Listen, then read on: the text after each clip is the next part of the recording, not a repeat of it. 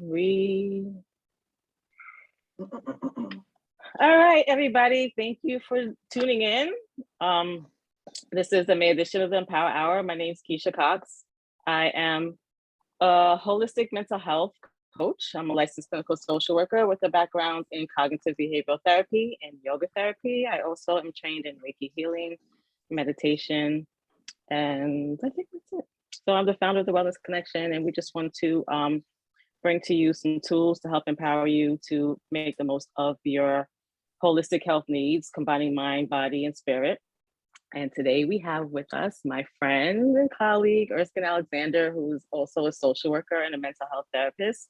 We're going to be talking about Black men and mental health. So Erskine, if you want to just tell us a little bit about yourself and how you became a therapist. Okay, great. Hello, everyone. Thank you so much again, Keisha, for inviting me to be on your show.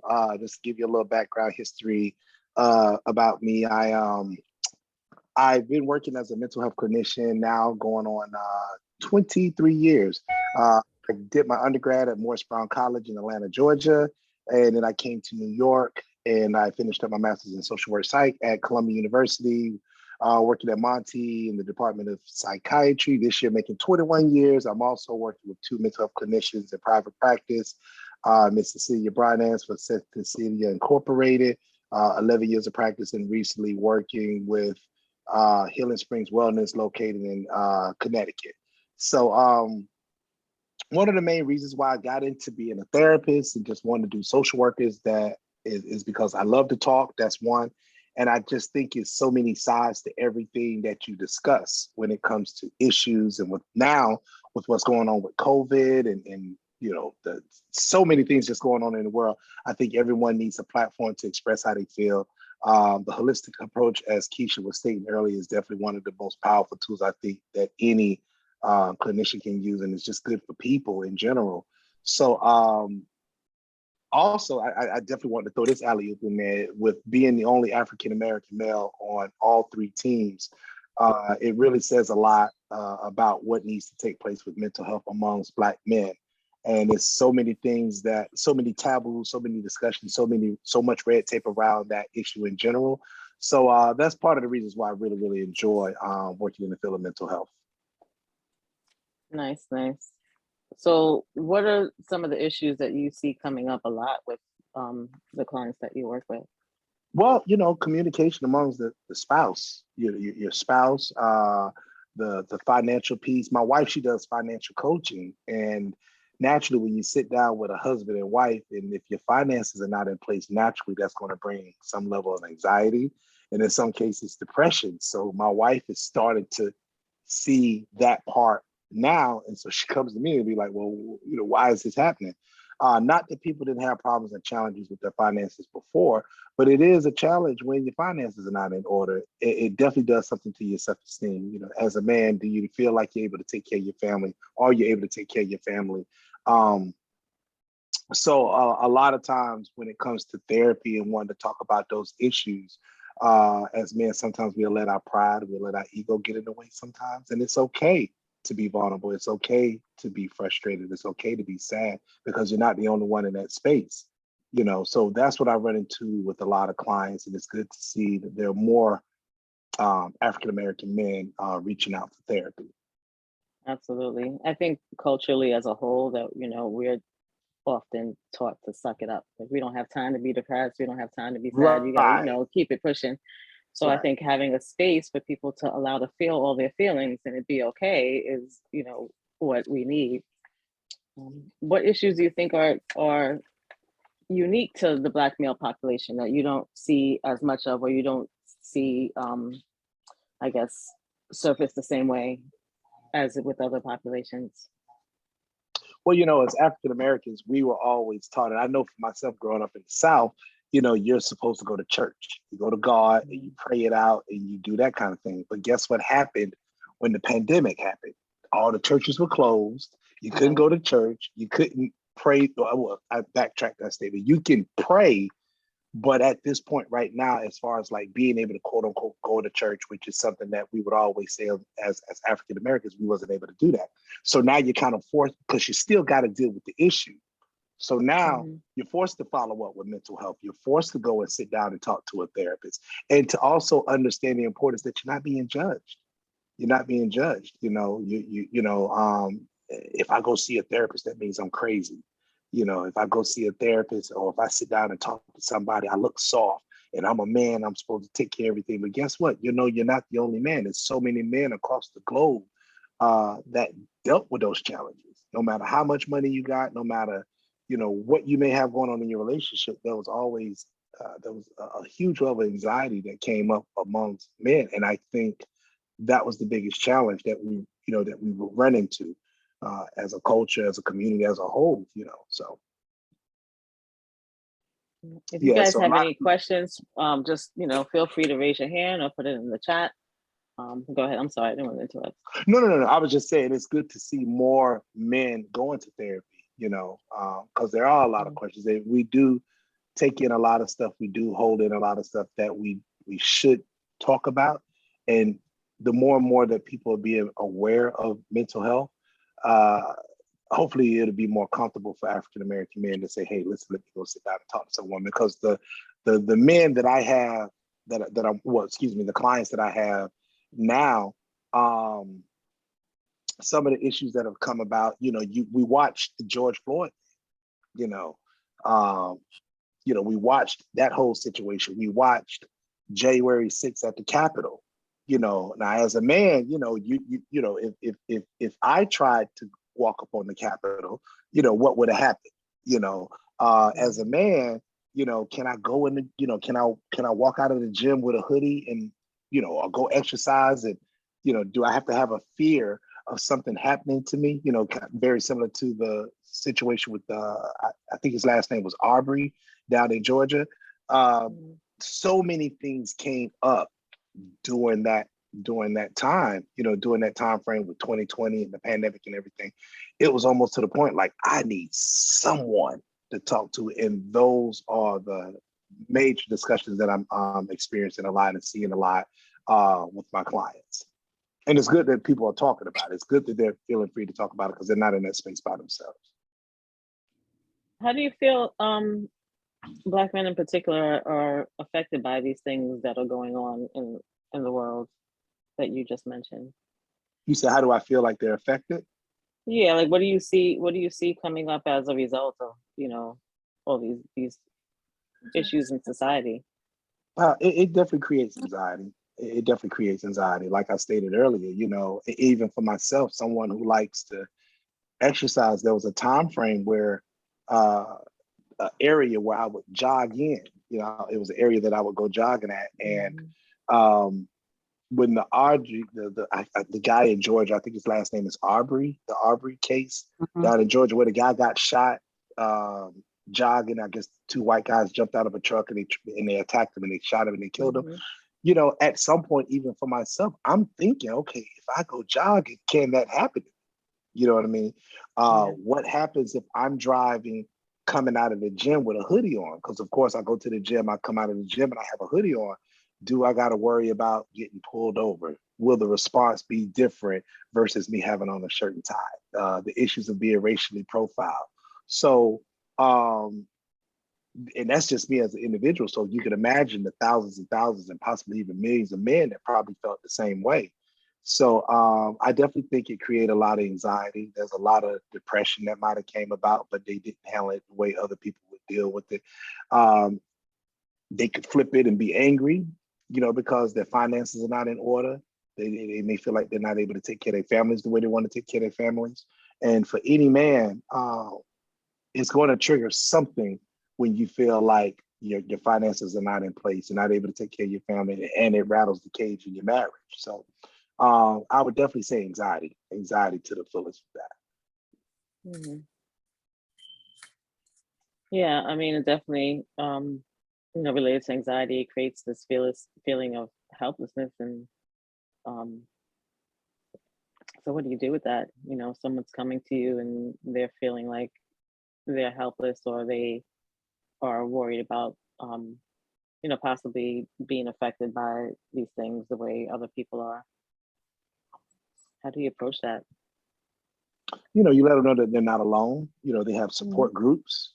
definitely let it be known they have support groups. For the office that I work out of in Connecticut, over the summer we did a 4 to 6 week summer series workshop on men's mental health, where it would be a group of guys and we would just sit and talk about the different stressors that men are dealing with, whether it's from dating, finances, employment, career, or just trying to figure out life, Yeah.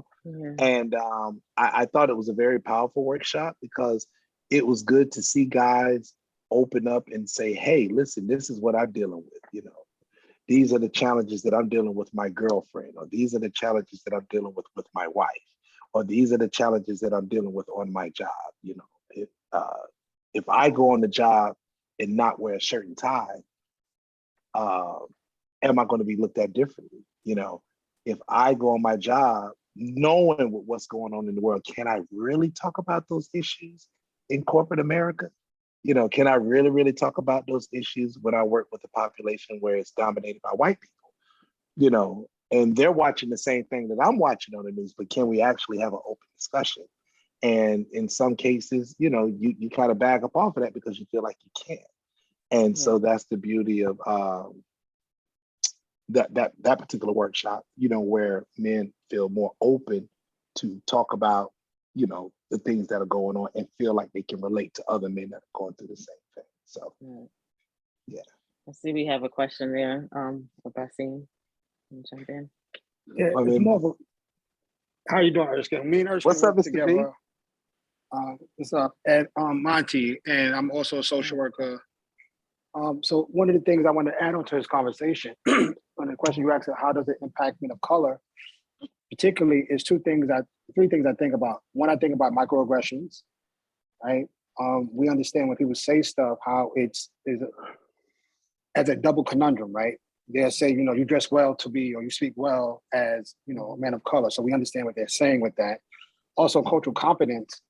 When I work with men of color specifically, I'm a Black unicorn, right? Erskine's another unicorn, because normally when they come into our profession, there's not a lot of men and men of color. Right. So when they come in, we can have a conversation almost like in a barbershop, but I'm trained to understand some of the nuances that they speak about, right? So they're not really as apprehensive to say something because I'm gonna give them a diagnosis, or I'm gonna just use the training that I got from a school, right? I'm gonna understand where they're coming from, meet them where they're at, and then use their language to make them feel comfortable. And then one of the other things that you talked about, and it's overarching, it's PTSD and not post-traumatic stress disorder, it's post-traumatic slave disorder. A lot of things that we suffer from, as you said, we don't bring it up in therapy, or because therapy wasn't promoted in our community, right? It was a sign of weakness. It was a sign of, you don't air out our dirty laundry. And when I go to therapy, if you think about 30, 40 years ago, it was, how is me going to therapy talking about something that happened in my house is going to impact my family, my income. And it makes me think of the movie Claudine, when social workers used to just come into apartments or houses and look at families and find a way to keep the man outside of the family, right? And then as a man, if you're told by society that if you're not producing, like Erskine said, and have the generating money, and you're not valued in the family. So those things do come up in therapy, and it brings up the anxiety, the depression, and a lot of the anger. And it was exacerbated during the pandemic and even post-pandemic, if that's what we're in now. Thank you for that. I think two things I want to touch on, and one is, well, first, post-traumatic slave syndrome. I had the pleasure of reading Dr. DeGroy's book and hearing her speak, but I think some people may not be familiar with what that is. So Okay. Do you want to share a little bit more about that and how it affects Black men and Black families? I can. I read it a while ago, and I think, to the best of my recollection, and you can help with this, is during slavery, it was certain things that we were prone to, right? That we still bring in, it's intergenerational, right? It's passed down from generation to generation. And if you think about something as eye contact with other people, right? We're told to lower our head. If you remember the Willie Lynch letter, right?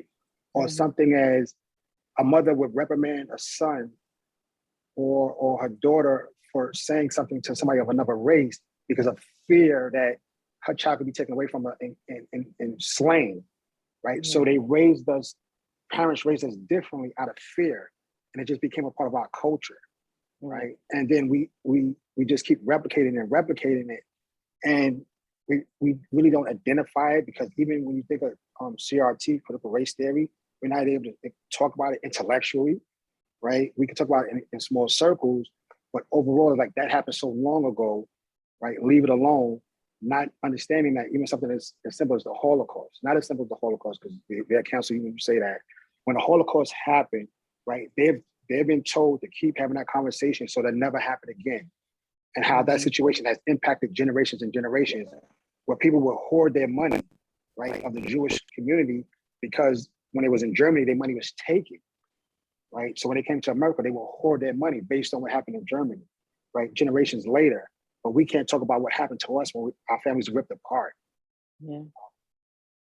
Yeah, I remember when I heard Dr. DeGore speak, one of the examples that she gave was her being in the bank, and there were two mothers. One was white with a child, and one was black with a child. And, you know, the white child was basically like skipping through the bank, touching everything, waving everything, and it was all good. And the black child, like, you know, as soon as he took 2 steps away, mom is like, get back over here, stay right here. Don't touch anything. Don't look at anyone. Don't talk to anyone. And you know, a lot of black parents raise their children that way. And that's, you know, aside, yeah, there's fear, but that's safety, that's survival. Like, you know, if that child is noticed, or if someone sees him getting out of place, then, you know, historically that, you know, that meant a lot. That could be his life. That could be, you know, there's so many things, just even in terms of us being proud. They never wanted their kids to even acknowledge their achievements, because if they were doing well, then slave owners took notice and they may be taken away or sold. So it's just sort of like, you have to be humble. You have to, like, not be noticed. You can't stand out. So, in, you know, so a lot of parents are not encouraging their kids. They're not reinforcing, like, yeah, you're really smart, or you're really good. If you were smart, then you might lose your child if your child is too smart. You know, somebody's going to take that child. And the same thing, like, with black men. Erskine and I had this conversation the other day, you know, in terms of black families and a lot of the exception of infidelity by black men. Historically, our families were ripped apart. Like, men were not allowed to stay with their wives and their children. They had a wife and a child, and if they were attached, you know, it would hurt for them to be torn away, you know, because at any point in time they could be taken and sold off to another white family and separated from their family. So this idea of having one wife and one kid and being attached to this one wife and one kid is hard. You know, not to say that, you know, the behavior now should be accepted, but, you know, it's something that's been passed on. And there's been a lot of research and a lot of support for intergenerational trauma, not specifically around Black people, but just in general, how behaviors are passed on from generation to generation, and even the trauma response could be passed on from generation to generation. So definitely, you know, slavery, post-slavery, all of that is traumatic and definitely affects the way a lot of Black people behave, and it's passed on from generation to generation. So yes, we do need to acknowledge it before we can do anything to change it. I think that's the beauty of the platforms of therapy, where people can actually sit down and talk about these things. You know, something that hadn't been discussed. You know, we're aware of the history, we're aware of it going on in the communities and within our culture, but it's just not talked about. You know, it's not often talked about with our children. People are starting to be more aware of it now, and they're starting to get it now, I think, you know, and of course it was kind of, like you said, Keisha, it was highlighted, you know, what we saw in 2020, some of the things that came up in 2020, you know, of course, those things were definitely taking place back in the 60s and the 50s and, you know, centuries and centuries ago. But now the younger generation, our children, are starting to actually see, like, wow, like this stuff is actually happening now. So, like you said, the beauty of being able to sit and talk about it now, and for people to be more aware of it, I think that's definitely been helpful. I hope it continues to be helpful, especially for us as men, to be able to really, really, express our feelings, because there's so many angles. That's the beauty of this whole situation. And with therapy is that you can look at it from so many different places. I can look at it from one angle.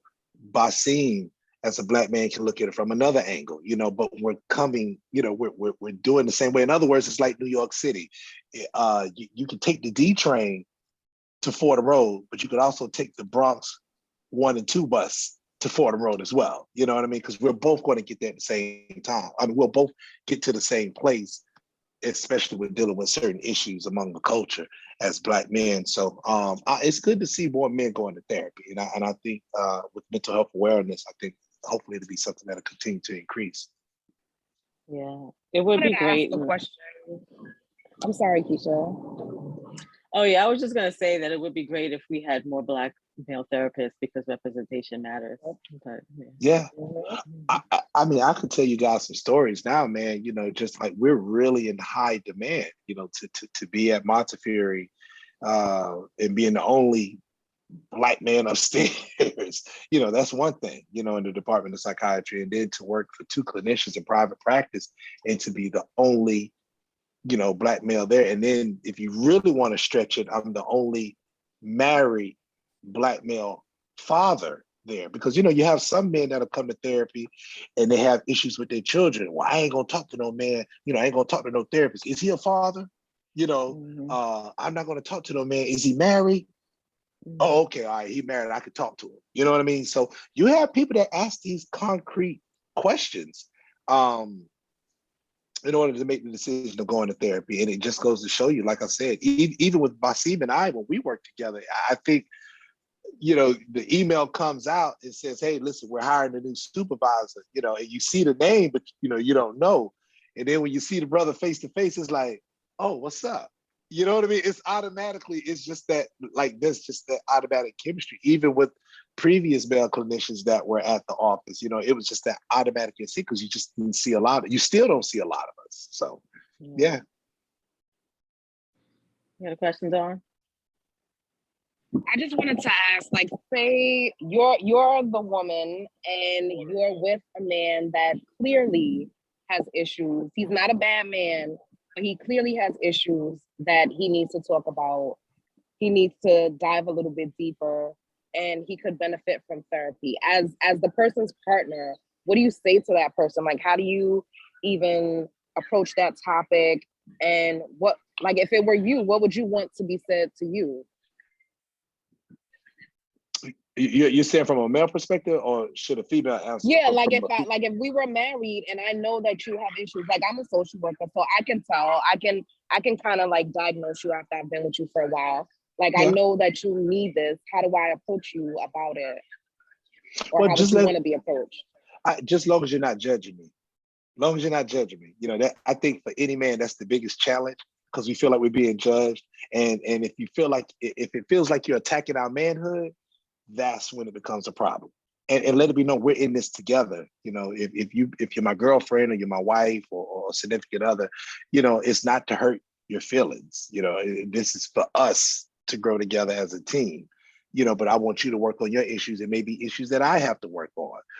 But this is for us to get stronger as a couple, and that's fine. Just like if you go to the doctor, if you both got pains in your back, he's going to see one doctor, you're going to see another doctor. So why not do the same thing for mental health? So I think as long as it's presented like it's not, the person's not being judged, it makes a huge difference. That's when we use those great DBT skills. I don't know if you guys are familiar with I statements. Yeah. And you start with the positive, like, honey, I love you, and you're really great at X, Y, and Z. But sometimes, I'm a little concerned when I see, you do this.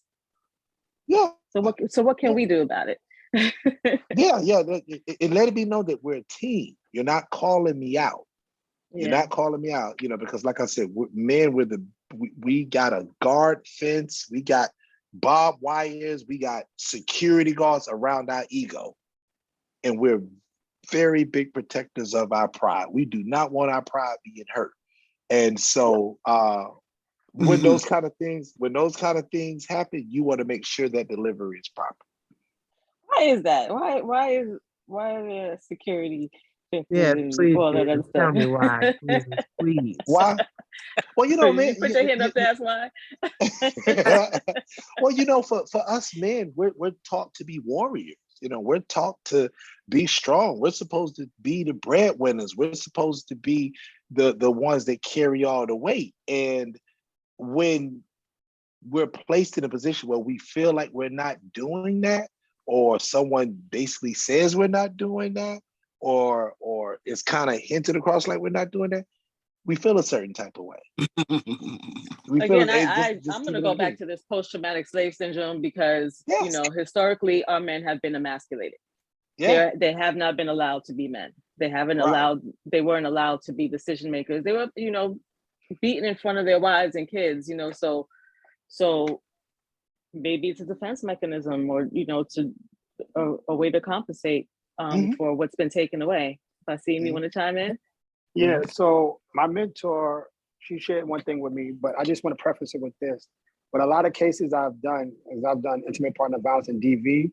I do the ACE exam, which is the Adverse Childhood Experience Study. And it's a 10-question study, and it's really profound because it asks 10 questions that's based on neglect and trauma.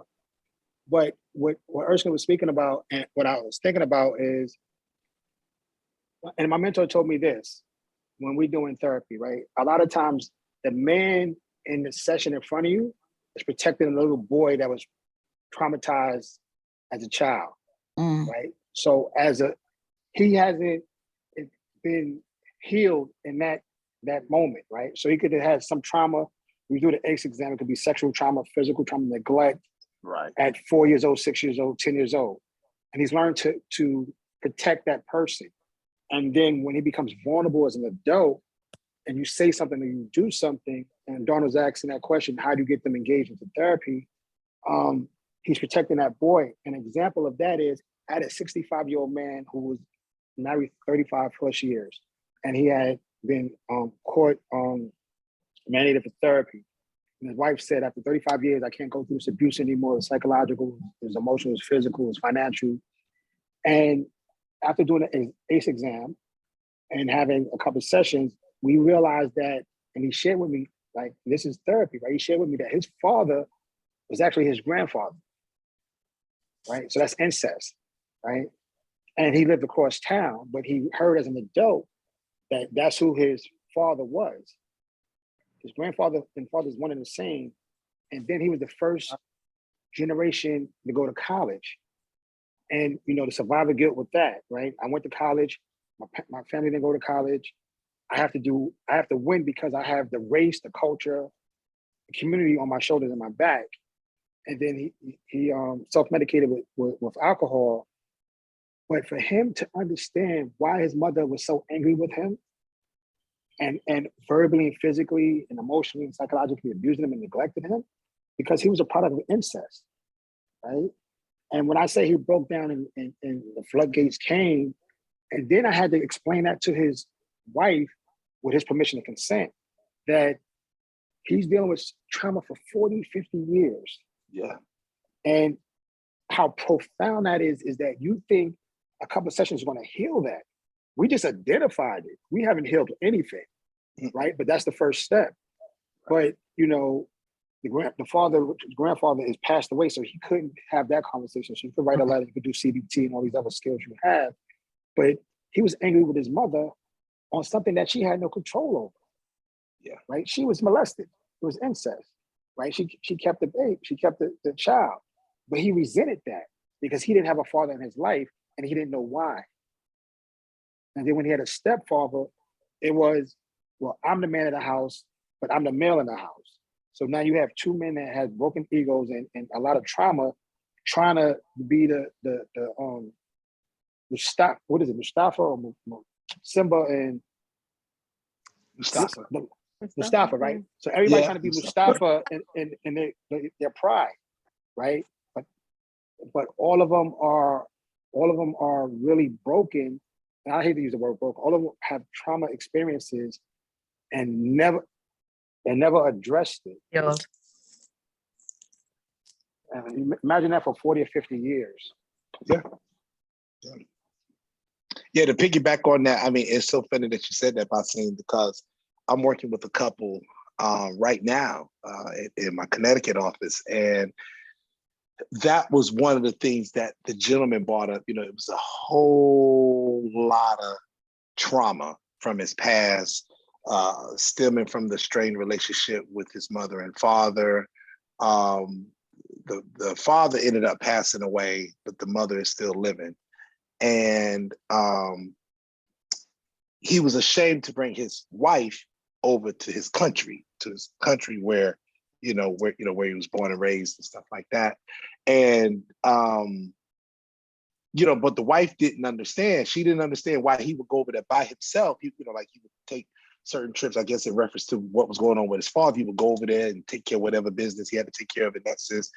Of course, there was a whole lot of red tape with international travel during COVID. So just to avoid the headache of possibly catching COVID and all this and this and this and that, because he had to go through the embassy, and it was a whole lot of red tape, to make a long story short. But he actually broke down and explained everything to his wife, essentially, because the wife took it like, well, you don't want me to see your family, and I don't understand why you can take 2 weeks out of the year to go spend over there with your family, which it was a lot of stuff going on over there, but you didn't take this vacation.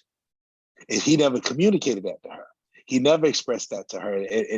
And so as we had this session, like I said, this, as we was in session, he finally, and I think it was just a sense of being comfortable in the therapy session, to be able to be vulnerable, to be able to express, this is what was going on. And as a son, I had to do X, Y, and Z, and this is what was happening with my mom, and this was what was happening with my dad.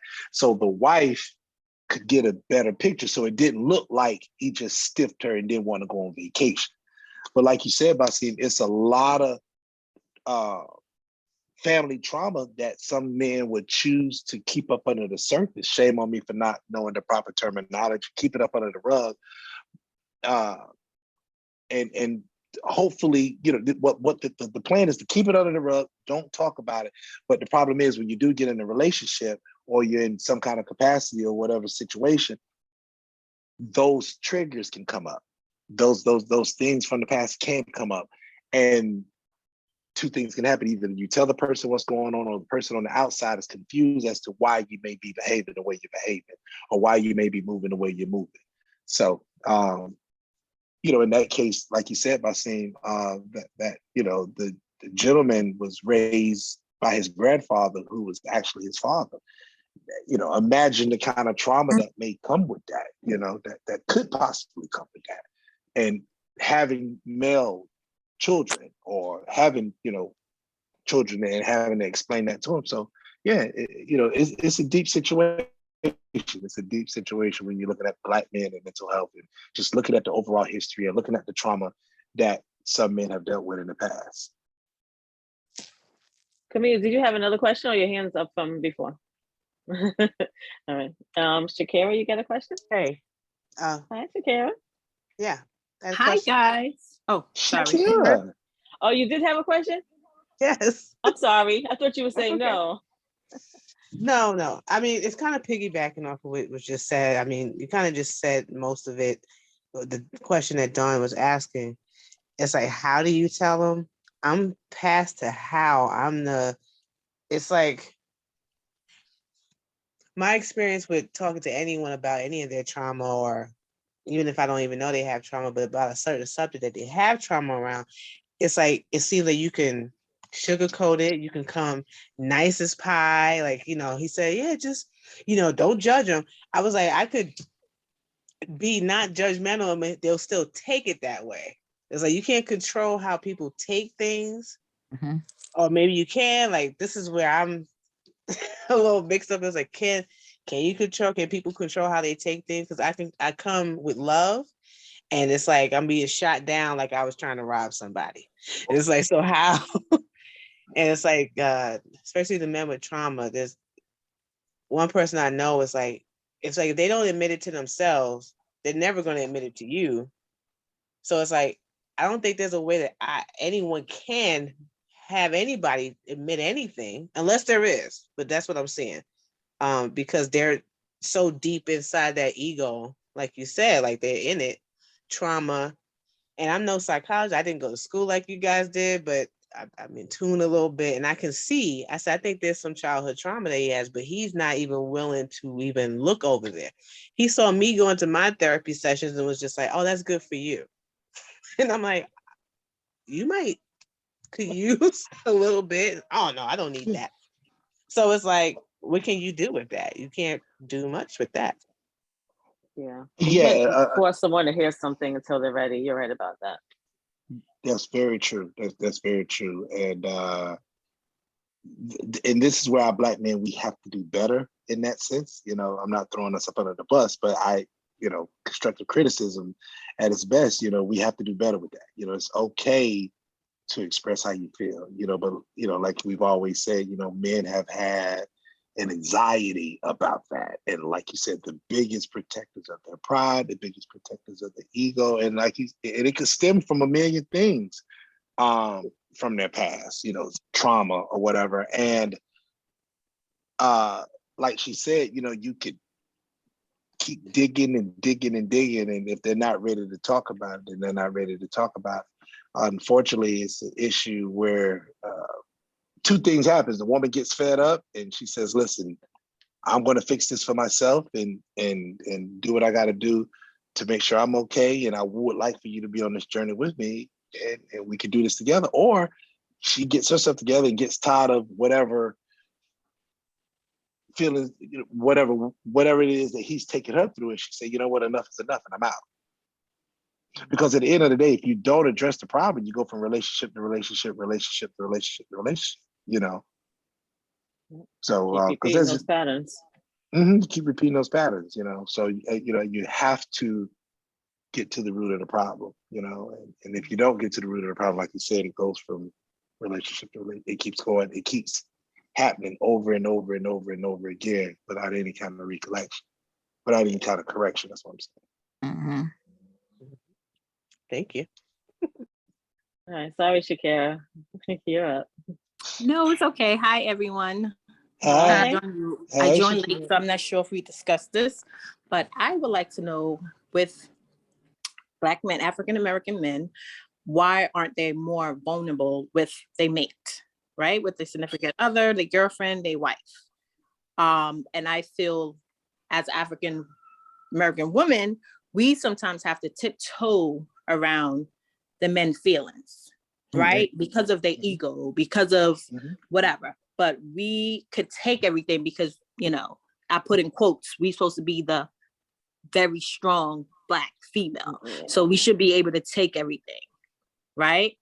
So it's like we can share, we could be vulnerable, we could do all this, but in return, we don't get the same from men. You want to know why that? You want to know why that's happening? Yes, like some men are not, and I feel like if you are married, you've been along, you trust that person, you should want to be vulnerable. There's no judgment or anything. You should not take it as judgment, right? Because this is the female that you're with, this is your wife, this is your significant other. So you should already know this person is not going to judge me if I let my guards down and be open with this person. Right. No. And I totally agree with every statement that you said with that. I totally agree. When you're with someone and you've definitely been with someone for a long period of time, you should be able to talk and express your feelings in the whole nine. But it still goes back to what Basim and I were saying about the trauma that they have. Some people have trauma and they could span for years and years and years ago before you came into the picture. And they're choosing to keep that under the surface, and maybe the discussions that you may have with him or you're requesting to have with him, it's a little too traumatic for him and he chooses not to do it, or it may trigger something, and so they back up off it. They choose not to talk about it because of the trauma. They've never ever dealt with it before. Like you said, if you've been with someone for a certain amount of time, there should be a level of comfortability that you have with the person where you should be able to express your feelings, but for some guys, if there's that unpacked trauma that they're dealing with, or that pain that they're dealing with, the conversation that you may be requesting from them, or the vulnerability that you would like for them to have with you, it could trigger that. And before they go in that direction, allowing themselves to be triggered by that, they'll step away from it. And let me add, Erskine, let me add on to your statement, if I can. I think it's two things that I want to bring to the forefront. One is that men of color, African American men particularly, we can talk with other men about our trauma, right? We can do it in the barbershop, we can do it in certain places because it's a safe space, right? We're not judged, right? So you think about that. Also, when you in therapy, that's a safe space for you also, right? If you decide to go to therapy at one point or another, what happens is, and I've seen it in session and even in my own life, when you express your vulnerability is my trauma plus one, right? If I'm dealing with something, we have to weigh it, like whose trauma is more heavy, you know? Like if I say I had a hard day at work, I'm going through this. Well, I had just as hard a day at work as you, and then you're going through this weight thing. And then two, what happens is when a man is vulnerable and he's pouring into his spouse, his partner, significant other, his vulnerabilities, sometimes, not all the time, this is a blanket statement, so I'm very, very cautious with this, is when we have an argument, that's where, I just told you everything, like suppose it happened to me, right? But just for an example, I told you I was sexually assaulted, or my mother's my father is actually my grandfather, and we get into an argument, and I say something in the moment about, we have an argument, so you don't really fight fair, you're supposed to, right? But you don't fight fair, and it's like, okay, well, you didn't do this, you did it. Well, your mother, your father's a saint, like they go there, right? So like, I just told you something that like I didn't tell nobody. Right. 5 months later, we get into something and we get into it, and I do a little dig, and you take it, you going for the guillotine. Like I just told you something that destroys everything about me, my whole family geogram, and you bring that up in a fight, like or you say something, like you say something. And they're like, hold up, like, where that come from? Like, that ain't even fair. Like, that's a different type of argument. Mm-hmm. Like, you bought a gun to the fight, and we just had a fork. Yeah, like. So what I'm hearing is that there's fear that this is going to be used against you, but this is not every situation. If you're in a healthy relationship, hopefully people are not digging and throwing jabs at each other when they have a disagreement. But there's this fear there because of whatever you experience. And my idea is that if you haven't seen or experienced this ideal that Shakir was talking about, then how is it going to come to surface? If all you've witnessed is these things that Basim and Erskine are saying, then how are you going to trust that it's not going to be any different? Even if you're in an environment that's different, how do you trust that that's different when all you've experienced throughout your life is this other thing? So I think part of that is just not having that experience, or not trusting that experience is there. So it's hard to open up and trust and be vulnerable because all your other experiences have shot that down and have reinforced the negative. Right. That's true. And I want to piggyback on that as well. It's almost like, you're so used to getting phone numbers. I'm going to try to be as generic as I can with this statement. You go out. Camilla just and you said get a bunch in of the girls' chat phone that numbers, it sounds like we're just okay. screwed. In the chat, Camilla just put in, sounds like we're just screwed. Oh, I see. If you guys look at the chat, it's like, this ain't fair. I'm trying to hold it for later, but they're talking about this ain't fair. Oh, we're just screwed. So after you finish your statement, can you just tell us as Black women, what can we do, to support our men so that we don't feel like we're screwed? And No, I like Basim said, you would hope that when you have a disagreement, you don't hit below the belt. You would hope that it doesn't get to that point. But sometimes people get caught up in the heat of the moment, and certain things are said, and little do you know, tone is everything. Tone is everything. You could say, I've heard females call another female bitch, but they're saying it in a jokingly way, right? Bitch, you crazy, bitch. They say it in a jokingly way. But imagine how it can be said, just using that same word in a different type of tone. So, and you say it in the wrong turn, now you got a whole fight in front of you. Like that's automatic grounds for violence. you know. So I think when, you know, to piggyback on what Basim was saying, when you have a disagreement with someone, you would hope that they don't, you know, really go there to try to hurt your feelings or go for the gusto. But, you know, unfortunately, you know, the tone and how you say certain things, it kind of, it makes a guy shut down. It makes it, and I'm not saying that's the right thing. And I totally agree with, I think it's Camille, right? Is it Camille that's Camille. making this? Boy, you know my name, Camille. boy. Yeah, I know. I just wanted to make sure I say it right. But yeah, you want to make sure. You want to make sure that you don't allow it to come out a certain type of way. And that's just guys, you know, I'm not saying it's the best thing. But yeah, that's just how a lot of guys deal with it. You know, you do want to feel comfortable with your spouse, especially if you've been with that person for a long period of time. You know, that's the purpose of communicating. You sit down and you're having conversations. So when you do feel vulnerable and you have those vulnerable moments, you know, you're in a good space with that person. But if that person feels like, you know, the minute I say something out of pocket, she's going to test my manhood or she's going to make me feel less than a man, I ain't going to say it. That don't mean I don't like you. That don't mean I don't enjoy being with you. I don't enjoy being with you, but I'm just not going to touch the surface with that because I don't feel that space with you because I'm worried about what you might say or how you may judge me on it. So you're saying as women that we need to help nurture and create safe spaces with our men, so that way they are more Yeah. comfortable to be vulnerable with us. Yeah. And I think tone too. I think tone. You know, I think, you know, when you speak to a person, it gotta go a certain type of way. I don't know if you see Camilla. I don't see But her comments.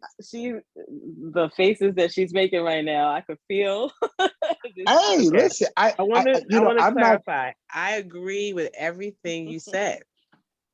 But I just wish these men were here to hear it, so they can understand too. Right. that's the thing, yeah. I told her, I said, we need to do this again because Yeah. the ego is so, it's like, it's going to take a few sessions. It's like, Yeah. you got to have patience. It's not only that we have to create the safe space, but we have to have patience because of the fact that they won't give up all that right away. Right. All the while like, taking care of our own mental health and our own issues. I Yeah, hear you. I'm gonna go over here, take care of me. You handle you over That's there. it. I hope you do. I'm gonna pray for you every day, and I'm gonna leave you over there. This is my experience. And when you said tone, it triggers something just because everybody's always talking about my tone, and I'm like, You be snapping, girl. I don't know, but I think, but see, I can, but and Keisha knows me. I can be very nice, but if you get on that other side, then that's you. But and it takes a minute. It takes a whole lot for me to do that. I just want to put that. I don't have a mean streak at all. I have love for everybody. I welcome people in. That's part of my detriment, like to my detriment sometimes. So I gotta fall back. But Steve said he wanted to say something. I saw his hand. But I think this goes to what Dawn does on her platform, right? And not to mix platforms, but it's when you court somebody, when you're in the beginning of a relationship, you had those conversations, right?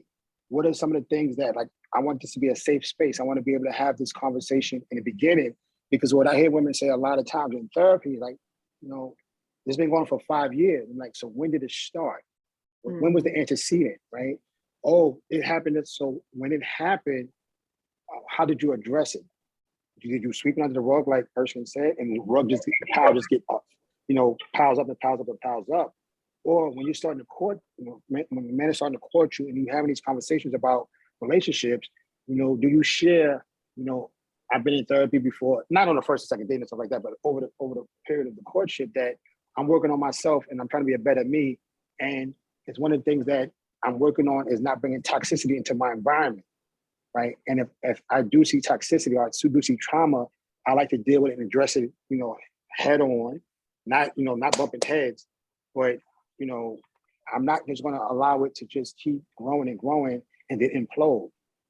And I think that's where the frustration comes out, because it's just, if you think about it like a child, right? And I'm not saying men are children, but if you think about it like a child, what you try to do first is make everything a teachable moment. And if they put their hand on the stove, you're like, don't put your hand on the stove because it's hot. right? If you do it again, it's going to burn you. You try to give them tools and skills so that they don't make that poor decision, because when it does get hot, it will burn them, right? And they have to deal with the consequences at that point. But you try to be forward thinking and try to get in front of it before it becomes that situation where now so much tension that when y'all talk, it's y'all trying to hurt each other instead of heal each other. Yeah. We only have a couple minutes left. It's gone by so quick, and definitely we want to do this again. Yeah. I did want to just address in the beginning, Andrea had mentioned how social media has played a part in I think she's saying therapy becoming more acceptable. But I do also want to point out that this was a talk about Black men and mental health, and aside from Erskine, there's one Black man on here, and everyone else is female. So that is concerning, you know. That's how much But we care. yeah, but where are the Black men at, and what role do you think social media plays in this? If we could just wrap it up in like 1 or 2 minutes, for the better or worse. Yes, sir. You are our guest honor. Yeah, well, because people, I mean, I think like me and Basim both said tonight, it goes with the pride and the ego. Social media, I definitely want to say this, in some cases, social media has painted a picture that guys have to be a certain type of way. You know what I mean? Like, I've seen guys get on Facebook and they talking about they bought their wife this type of diamond ring, or they get on Facebook and they bought their wife this type of car. So you get this guy that may or may not be able to do that. We don't know how the guy got the ring or the car for a significant other. He might have leased it. You know what I mean? But you got this guy thinking that he actually got to do that for his wife or his girlfriend. And then you got the girlfriend or the wife that may make a statement saying, well, ooh, girl, did you see what he did for her? You know what I mean? Like, and so it has to be understood, what's real and what's fake. That's where the communication comes in at, Yeah. I've always, just to give an example, I've told my wife I would work 50,000 jobs if necessary to take care of her and my kid, right? She was like, I don't want you to do that, because guess what? You ain't gonna never be at home. Yeah. So we got, so we got a problem. So, or if you do that, when you do come home, you're gonna be sleeping all the time. So I want to have those times where we talk. I want to have those times where we communicate. So when you see certain things on Facebook, or people question certain things on Facebook, they're like, that's nothing, because they have that communication, they have that understanding. I just think it goes back to dating. I think people, when a man sees a woman for the first time, a woman sees a man for the first time, there's an automatic physical attraction. And I think nowadays people go off of that first before communicating. And you have to communicate first. Sit down, get nitty gritty and talk to the person, and have those date nights where you guys just strictly talk and not allow it to be physical. But I think, like I said, I think the physical has been being seen more as the primary versus the secondary. Absolutely. I think there's definitely a lot of pressure with the images that we see on social media, and to sort of live up to it. But I also think, on the other hand, that it has been used, for good things like promoting mental health awareness. Yeah. I try to use the Wellness Connection to give people resources and tools to support their mental health, be it talk therapy or yoga therapy, and our online platforms to access that. And I'm also paneled with a great organization that was founded by Taraji P. Henderson, and it's the Boris Henderson Foundation, and they actually provide scholarships for Black men to receive therapy. So I think that's a wonderful thing, that they get, like, I think 5 free therapy sessions through the foundation if they want, but they also have a list of panels so they can access therapists of color too. So, and they're always putting out things to promote, awareness about mental health. So it's great. To piggyback off what Erskine, I'm sorry. Yeah. No, go ahead. Piggyback off what Erskine said real quick, from a man of color perspective, I think it goes back to an African proverb, steel sharpens steel. And it is incumbent upon the men of color to have these conversations and these dialogues, right? And I think we're trying to do that outside of social media and inside of social media, saying that it's okay, Black men do cry, right? Black men do have these emotions and these feelings, and it doesn't have to be so much machismo and pain. Right. And it goes, I keep going back to African culture because for men of color, it's like it takes a village to raise a child, right?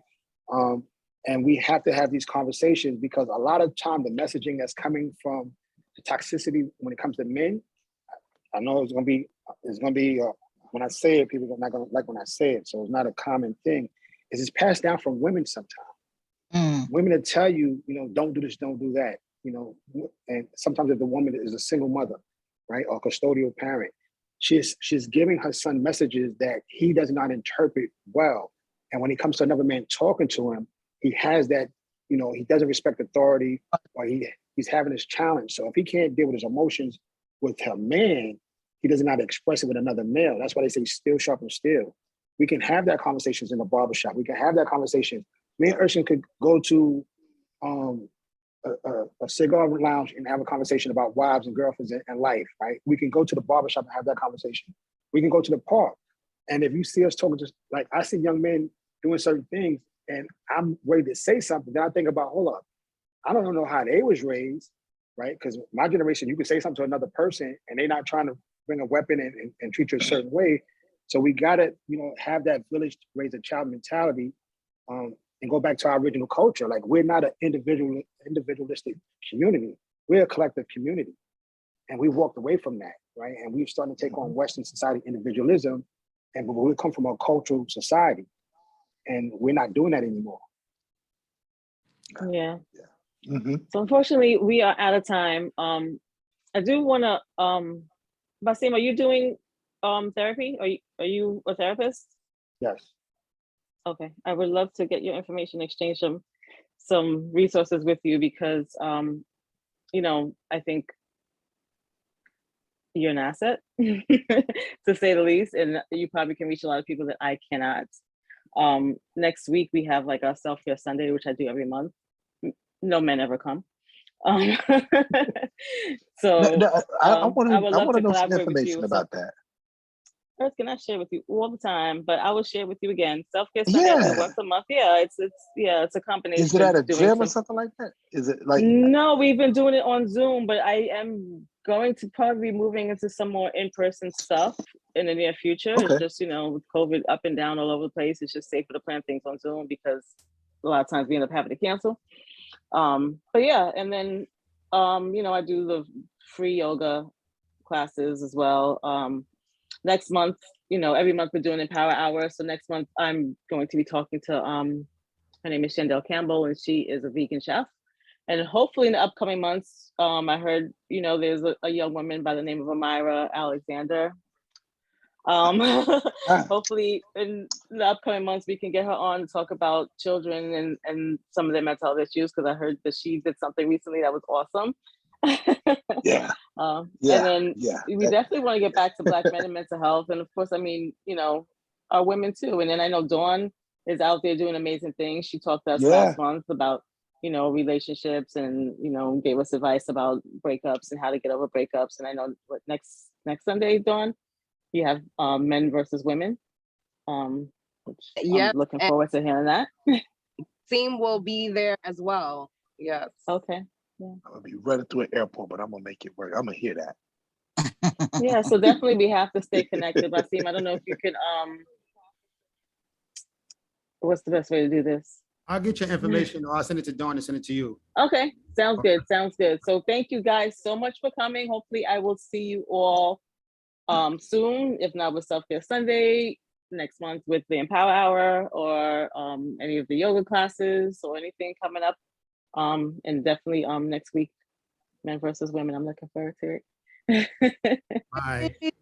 Thank you guys. Good night. Thank you all. Thank Have a great night. Thank you. Have a good night. Good night. You too. You too. Good night.